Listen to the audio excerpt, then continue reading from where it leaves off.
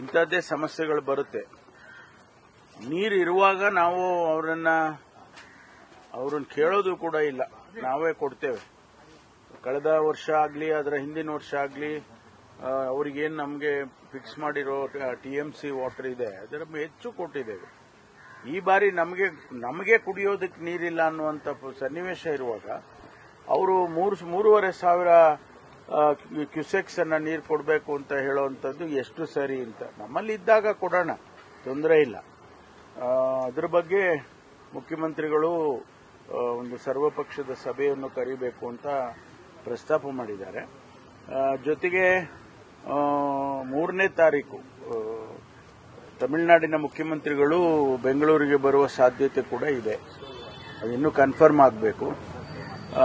ಒಂದು ವೇಳೆ ಅವ್ರು ಬಂದಾಗ ಅದನ್ನ ನಾವು ಅವರ ಜೊತೆಯಲ್ಲೂ ಕೂಡ ಪ್ರಸ್ತಾಪ ಮಾಡಬಹುದು. ಸರ್, ಇವತ್ತು ಕಾನೂನು ತಜ್ಞರ ಜೊತೆ ಸಿಎಂ ಅವರು ಮೀಟಿಂಗ್ ನಡೆಸ್ತಾ ಇದ್ದಾರೆ ಡೆಲ್ಲಿನಲ್ಲಿ, ಏನೆಲ್ಲ ಚರ್ಚೆ? ಇಲ್ಲ, ಮೊನ್ನೆ ಕೂಡ ನಾವು MPs ಮೀಟಿಂಗ್ ಇರುವಾಗ ಮಾನ್ಯ ಕಾತರ್ಕಿ ಅವರೆಲ್ಲರೂ ಕೂಡ ಬಂದಿದ್ರು. ನಮ್ಮ ನೀರಾವರಿ ಸಚಿವರು ಕೂಡ ರಾಮಲಿಂಗ ರೆಡ್ಡಿ ಅವರು ಕೂಡ ಬಂದಿದ್ರು ಅಲ್ಲಿಗೆ. ಬಹುಶಃ ನನಗೆ ಬೇರೆ ಕೆಲಸ ಇತ್ತು ಅಂತ ನಿನ್ನೆ ವಾಪಸ್ ಬಂದೆ. ಇವತ್ತು ಅವರು ಸಭೆಯನ್ನ ಮಾಡಿದ್ರೆ ಅವರು ಒಂದು ತೀರ್ಮಾನ ತಗೊಳ್ತಾರೆ ಅಂತ ಅನ್ಕೊಳ್ತೀನಿ. ಸರ್, ಕಾವೇರಿ ವಿಚಾರಕ್ಕೆ ಇವತ್ತು ಸಹ ಕನ್ನಡ ಪರ ಸಂಘಟನೆಗಳು ಒಂದಷ್ಟು ಪ್ರತಿಭಟನೆಗೆ ಹೋರಾಟಕ್ಕೆ ಕರೆ ಕೊಟ್ಟಿದೆ. ಇಲ್ಲ, ಸ್ವಾಭಾವಿಕವಾಗಿ ಅವರು ಮಂಡ್ಯದಲ್ಲಿ ಮತ್ತು ಸುತ್ತಮುತ್ತ ಎಲ್ಲ ಪ್ರತಿಭಟನೆಗಳನ್ನ ರೈತ ಸಂಘದವರು ಮತ್ತು ಬೇರೆ ಬೇರೆ ಸಂಘದ ಸಂಸ್ಥೆಗಳು ಮಾಡ್ತಾರೆ. ಅವರು ನಿನ್ನೆ ಕೂಡ ಮಾಡಿದ್ದಾರೆ. ಯಾಕೆಂದ್ರೆ 3,500 ಅವ್ರಿಗೂ ಗೊತ್ತಿದೆ ನೀರಿಲ್ಲ ಹೇಗೆ ಕೊಡೋದು ಅಂತೇಳಿ. ಸರ್ಕಾರ ಒಂದು ವೇಳೆ ಒಪ್ಪಿಕೊಂಡು ಇರೋ ನೀರನ್ನು ಕೊಟ್ಬಿಡ್ಬೋದೇ ಅಂತ ಆತಂಕವನ್ನ ವ್ಯಕ್ತಪಡಿಸ್ತಾ ಅವ್ರು ಮಾಡಿದ್ದಾರೆ.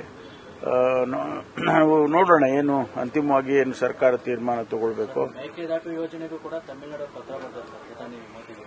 ಅಲ್ಲ, ಈಗ ಅವರು ನೋಡಿ, ಕೋರ್ಟೇ ಹೇಳಿದೆ, ನೀವು ಅವರ ರಾಜ್ಯದಲ್ಲಿ ಅವ್ರು ಕಟ್ಕೊಳಕ್ ನಿಮ್ದೇನಿದೆ, ನಿಮಗೆ ನೀರು ಬೇಕು, ನಿಮಗೇನು ನಾವು ತೀರ್ಮಾನ ಮಾಡಿದೀವಿ ಅಷ್ಟು ಪ್ರಮಾಣದ ನೀರು ಕೊಟ್ರೆ ಆಯ್ತಲ್ಲ ನಿಮ್ಗೆ ಅಂತಕ್ಕಂಥ ಮಾತನ್ನ ಹೇಳಿದ್ದಾರೆ. ಹಾಗಾಗಿ ಅವ್ರದ್ದು ತಕರಾರು ಇರ್ಲಿಕ್ಕೆ ಸಾಧ್ಯ ಇಲ್ಲ.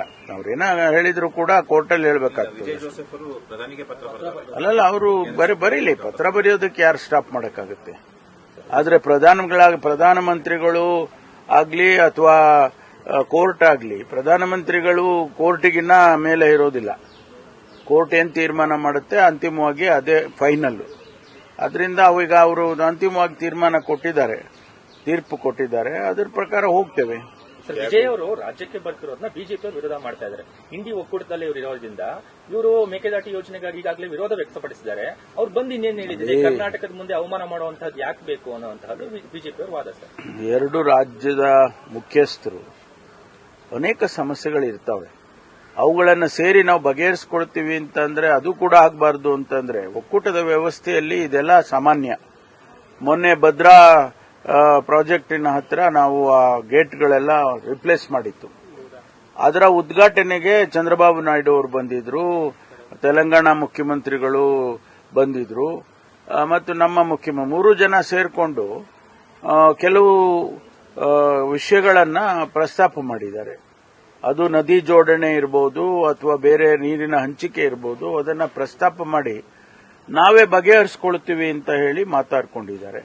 ಆಮೇಲೆ ಇನ್ನೊಂದು ರಿಸರ್ವಾಯರ್ ಕಟ್ಟಬೇಕು ಅನ್ನುವಾಗ 90% ಕೇಂದ್ರ ಕೊಡುತ್ತೆ, 10% ರಾಜ್ಯ ಕೊಡಬೇಕು ಅಂತ ಹೇಳಿ ಕೇಂದ್ರದ ನೀರಾವರಿ ಸಚಿವರು ಕೂಡ ಅದೇ ಸಭೆಯಲ್ಲಿ ಪ್ರಸ್ತಾಪ ಮಾಡಿದ್ದಾರೆ. ಹೀಗೆ ನಾವು ಪಕ್ಕದ ರಾಜ್ಯಗಳು ನಮ್ಮ ಸಮಸ್ಯೆಗಳನ್ನ ಬಗೆಹರಿಸಿಕೊಳ್ಳೋದಾದ್ರೆ ಅದಕ್ಕೆ ಬಿಜೆಪಿಯವರಿಗೆ ಏನ್ ತಕರಾರು? ಏನ್ ಜಗಳಾಡ್ಕೊಂಡೇ ಇರಬೇಕಾ ನಾವು? ಅವ್ರು ಹೇಳೋ ಪ್ರಕಾರ ರಾಜ್ಯಗಳೆಲ್ಲ ಜಗಳಾಡ್ಕೊಂಡೇ ಇರಬೇಕು, ಅವ್ರು ಯಾರು ಕೂಡ ಹೊಂದಾಣಿಕೆಯಲ್ಲಿ ಹೋಗಬಾರದು ಅನ್ನೋದೇನಾದ್ರೂ ಅವ್ರದ್ದು ಇದ್ರೆ ಅದು ಅವರ ನೀತಿ, ಅದು ಭಾರತೀಯ ಜನತಾ ಪಾರ್ಟಿಯ ನೀತಿ ಇರಬೇಕು.